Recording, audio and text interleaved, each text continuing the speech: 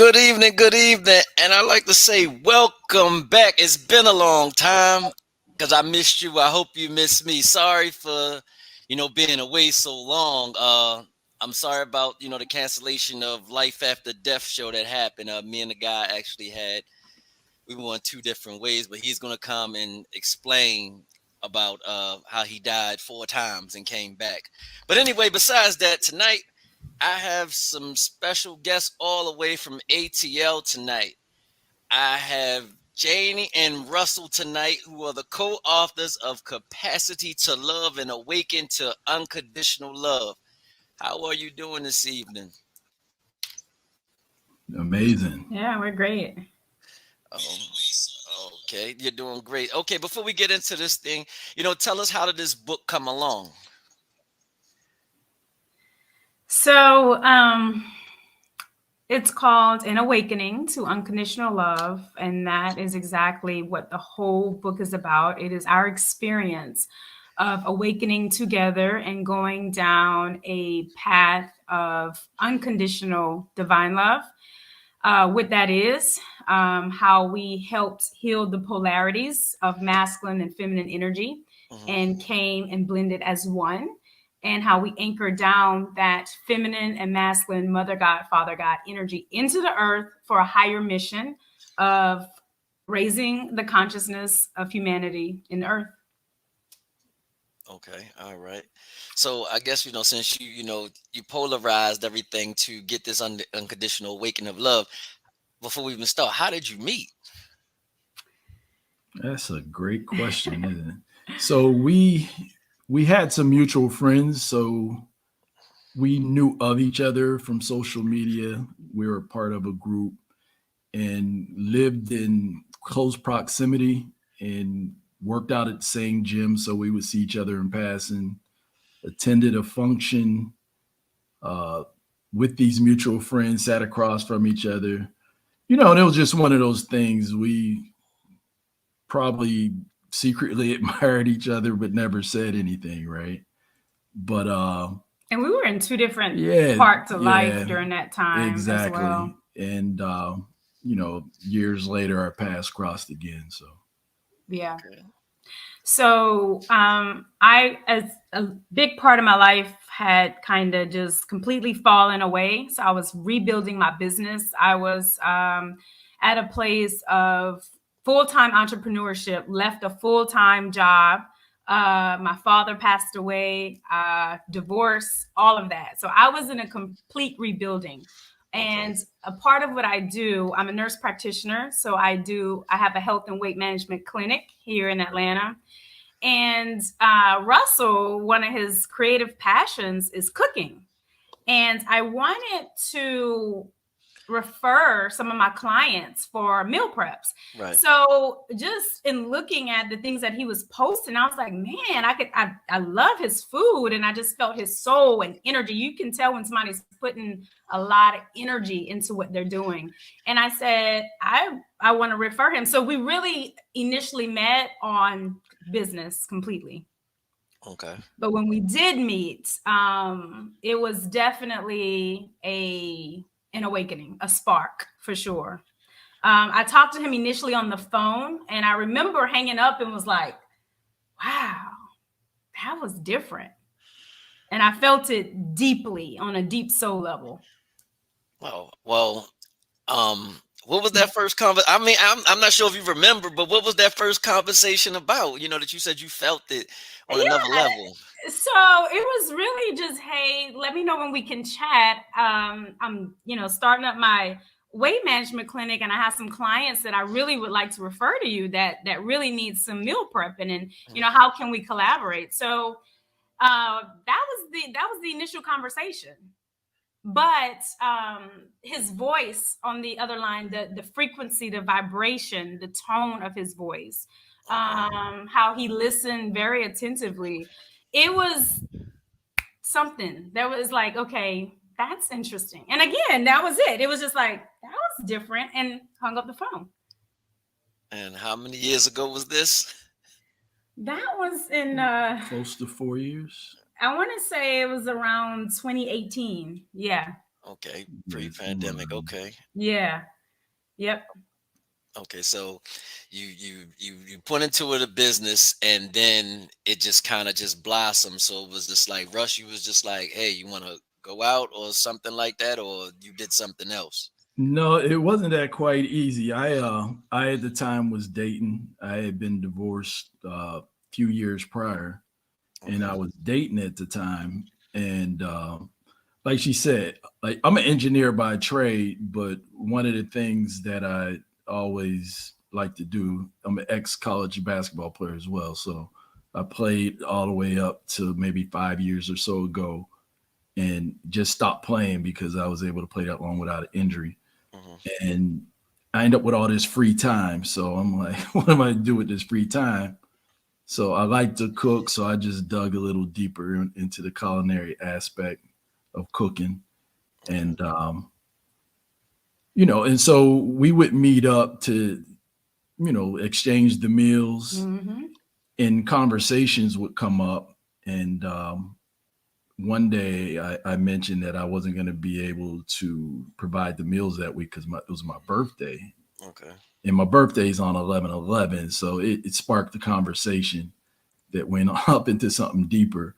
And after that, our conversations just kept getting deeper, deeper, deeper, deeper, Hmm.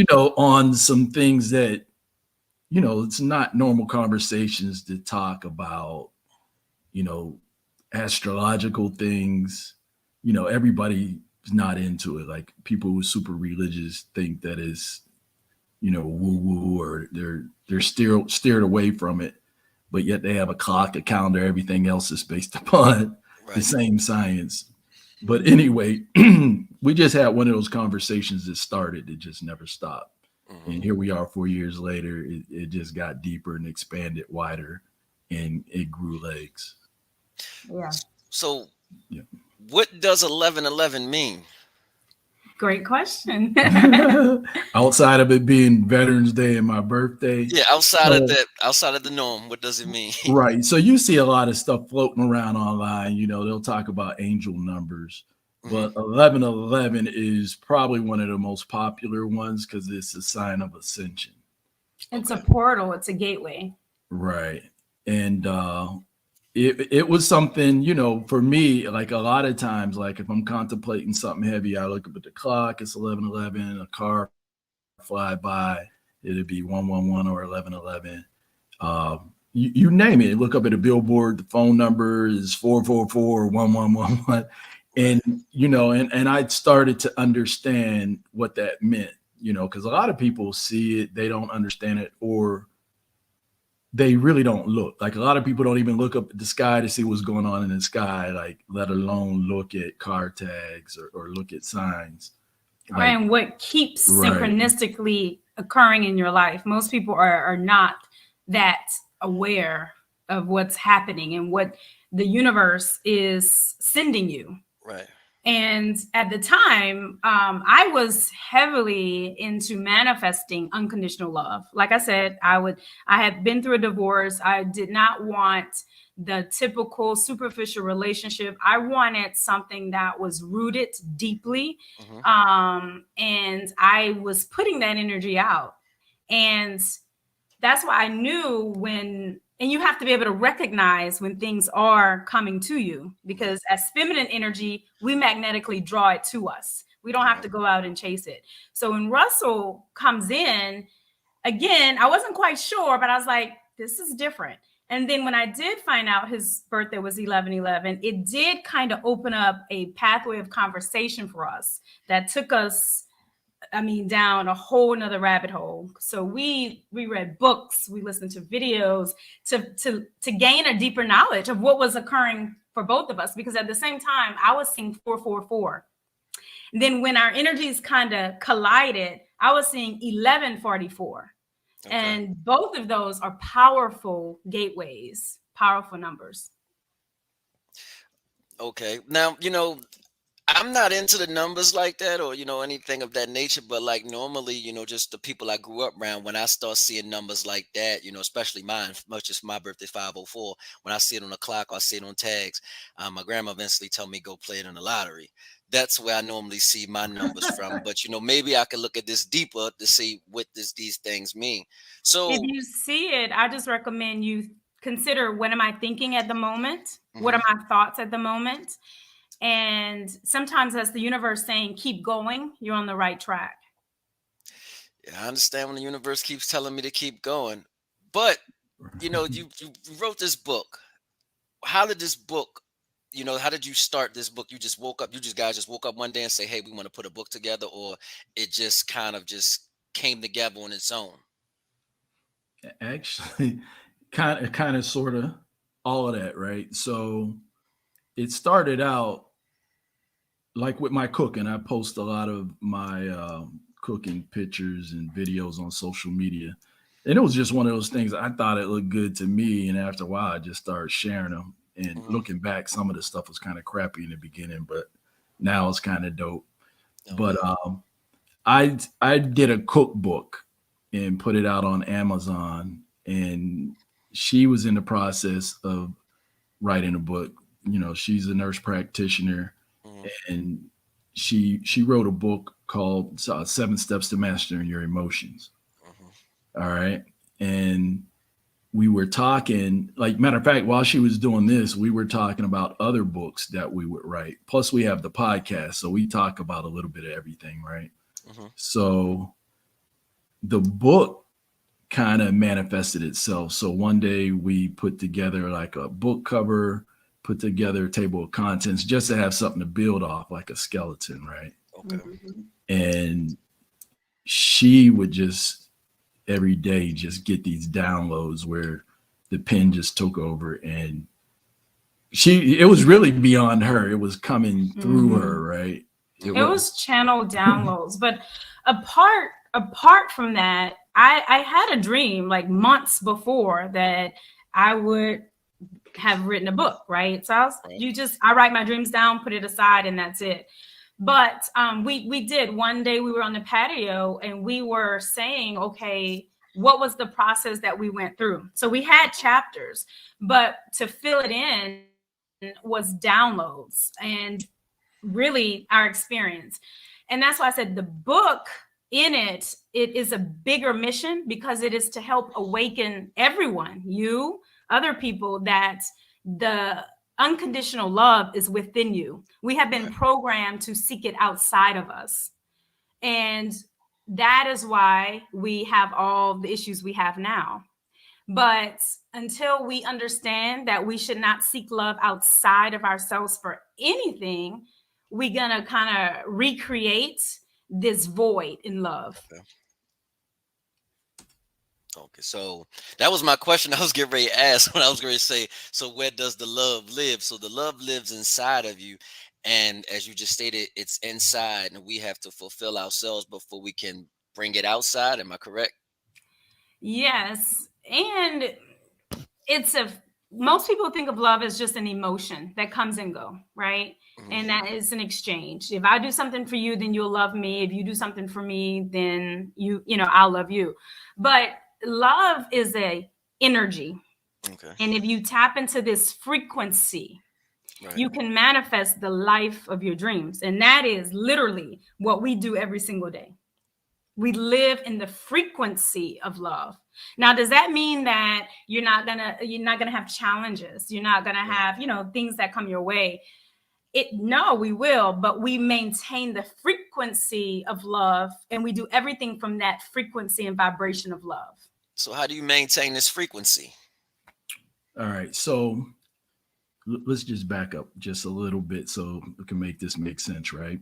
So most people, you hear most people in religious communities, etc., they're like, God is love, right? Right.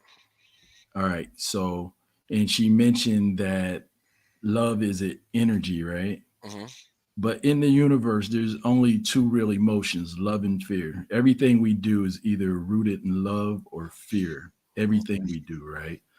Everything else is just a derivative, like joy, happiness, So you That's put hate inner as a love. derivative? haters No, hate. Like, Hate is hate just is fear. fear.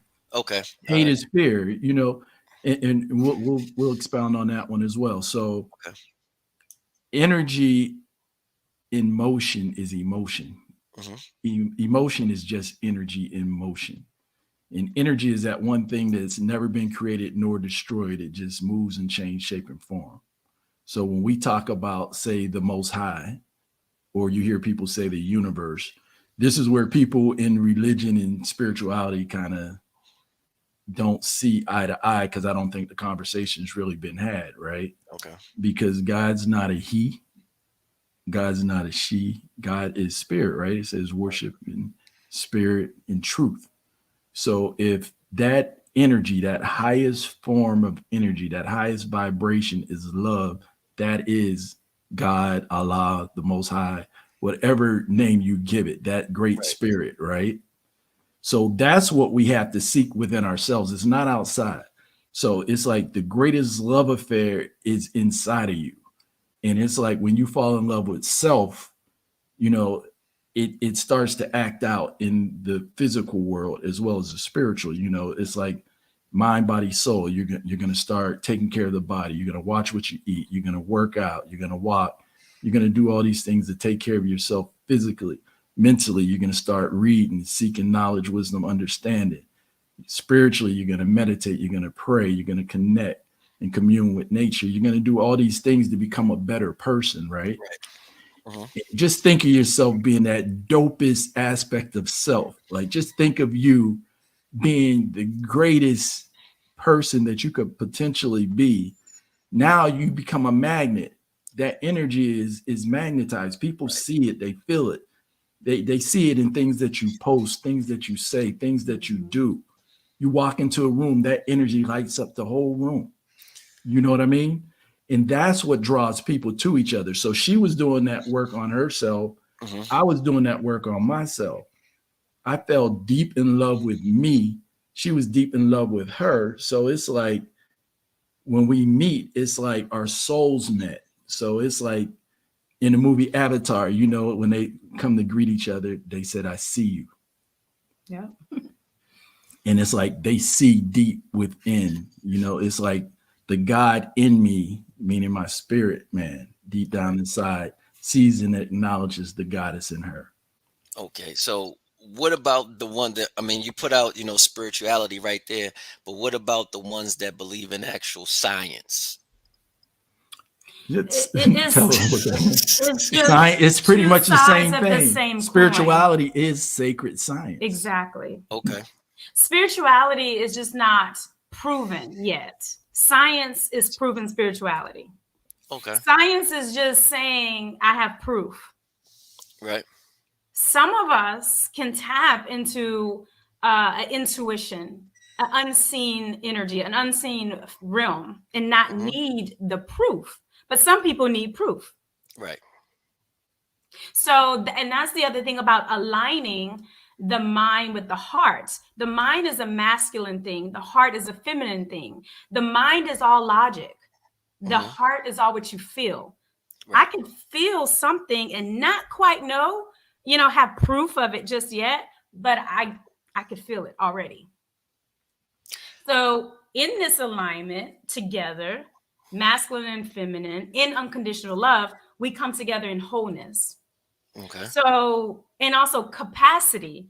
Most people can't love to this depth because they have not built the capacity themselves to love themselves to this depth. And you can only love at the depth that you love yourself.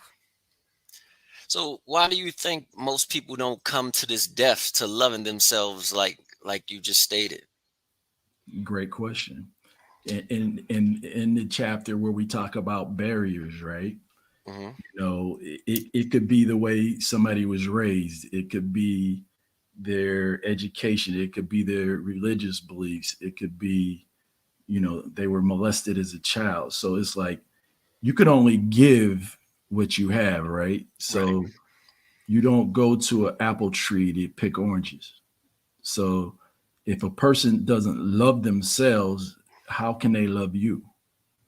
They don't have it to give. You know, if they love themselves a little bit, they could love you a little bit. So Right. think about what we're talking about. So one of us go when we meet somebody else, and you know, you're at capacity. Matter of fact, here's a good example right here. This bottle of water's full, right? Mm-hmm. This one's empty. So this is the broken person. Right. This is the person that grew up in a toxic household, molested, Mm-hmm. poor education, poverty, didn't get many hugs. They weren't nurtured, basically. Unhealed, just Exactly. unhealed And, wounds. They Yeah. weren't nurtured. but they're not capable. They got the capacity. You know, Right. they got the capacity, same capacity as this person potentially, right? This Mm-hmm. person's full. Right. This person, you know, whether you know, in poverty really doesn't have. Uh, it has a little bit to do with it, but not a lot, right? Because we both grew up Well, poor, right? but Poverty's a mindset, right? exactly, lack of Yes. the mindset. So now these two people meet up. This person's full, right? Mm-hmm. This person could give everything they got. This person can't fill it. Yeah. This person could pour everything they have in here and fill this person's cup up, but this person can't do nothing for them. They can't fill it. Unequal So you could capacity. meet somebody, they're giving you everything they got, but it's not enough. Unequal. But Yeah. it's because they don't have it within themselves to give. So basically, their growth and development were on two different levels. You know, you had the full capacity. Well, I don't have a full bottle, but I have because I drunk some. But you had one full, basically, that was nurtured, and one that was empty, that wasn't nurtured. And you know, the environments as children, as we grow up, what we see and we reciprocate. And that person wasn't nurtured, so they figure like, okay, I got to go out in this world, and I'm not, as you just stated, I. Somebody can pour into me, but I don't know how to pour into them because I never was taught. And Exactly. that's just one thing. And it is also the thoughts that we tell ourselves. We have a lot of self-empowering, negative self-talk. I will never find the love of my life. I am not good at math. I'm fat. I'm not attractive. People say this to themselves every day. So why is that? I So don't mean to cut you off, but why is that? because we have been programmed to look outside of ourselves. So you're looking out at material things. You're looking out at the socioeconomic status of others. You're looking out at the careers of others. You're looking out at other people's relationships. And you have to go within. You have to Mhm. go within. That is why. And that's the number one reason. So if you're not looking within and you keep looking without, you're going to always be in lack. Always. On all levels. Okay, so I want to take this analogy, but we're gonna stay on this topic because I want to see because I want to see how you take this because I think we're on the same wavelength, and I've heard other women say this, like when men say, "Oh, you a strong black woman, you don't need a man," and that's not a compliment. I don't. I feel like that's not a compliment It's at not. all. No, no, we need each other. We need each and other. and and the whole thing, like we have the chapter in there where we talk about the divine masculine and feminine, and even like, and this is for most men, right? Hmm. In Napoleon Hill's book, chapter 11, it's on sexual transmutation, but he talks about how men really don't become successful till like their late 40s, early 50s on average, right? Hmm. And it's because they spend most of their younger years like burning their energy chasing low hanging fruit, right? They're Hmm. not going looking for their passion or their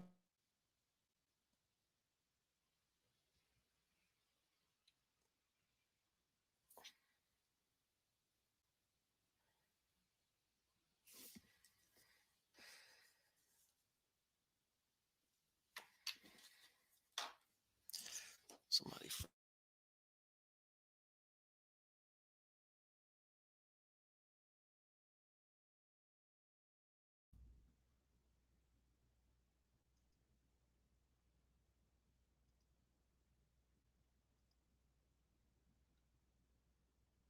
Hold on, I'm having problems. Brother, for real. I don't know what happened.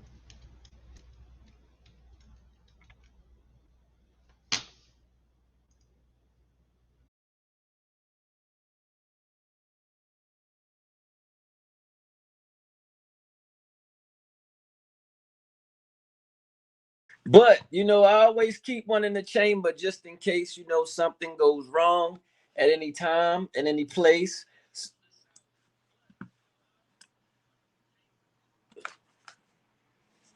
So what we're gonna do is we're gonna go straight into I be damn. So basically, this comes from the neighborhood supermarket, and it says, so I was in a grocery store after a long, stressful day. I apparently caught the eye of the handsome male suitor, but I didn't pay him any attention because I didn't pay him attention because my mind was elsewhere. Even though he could sense that I was a little agitated, he sparked a conversation with me and told me to lighten the mood. It worked. Our brief conversation, his positive energy were enough to take my mind off the crazy day I had. And of course, he got the digits. I'm gonna call him Mr. Grocery Store. Mr. Grocery Store called me a few days later, and we began to have the normal preliminary chat. Where are you from? What do you do? Blah blah blah. He mentioned that he just moved back to the District of Columbia, D.C., after having lived in a small town in the South for work. He told me he was getting his life together, which sounded great until he explained all the things he was lacking, which included a job, a place of his own, a car, and a high school diploma. So I say, what? I immediately become silent because I was trying to take everything in, and then he disclosed even more. Mr. Grocery Store Man revealed that he had spent his time from 18 to 30 as a stripper, and that he had moved down south for a better stripping opportunity. Timeout, flag on the play. Now I'm very familiar with the adult entertainment industry, but who the fuck moves from a major city with thousands of millions of horny women to pursue stripping opportunities in a small town? That made absolutely no sense to me. So on top of this dude have nots, no car, no home, no job, no education, this guy also lacked common sense and business savvy. What the fuck? And to make matters worse, he wasn't even supporting himself living down south. He was living off some woman. The one good thing he had going for himself was that he didn't have any children. Of course, Mr. Grocery Store Man tried to clean everything up to make himself more marketable by mentioning that he was getting his GED, newly saved and growing in his walk with God, which is wonderful, by the way. He even invited me to his baptismal, but I was completely turned off and had zero desire to pursue anything further with him. I'm not into kicking it with a guy when he's down or anything to extent. I just don't think it's a good idea to bring someone new into your life when you're completely rock bottom. I wish Mr. Grocery Store Man all the best. I just wish him all the best. And any words of wisdom or crazy things need to be said, I be damn. So that's the story with Mr. Grocery Man. So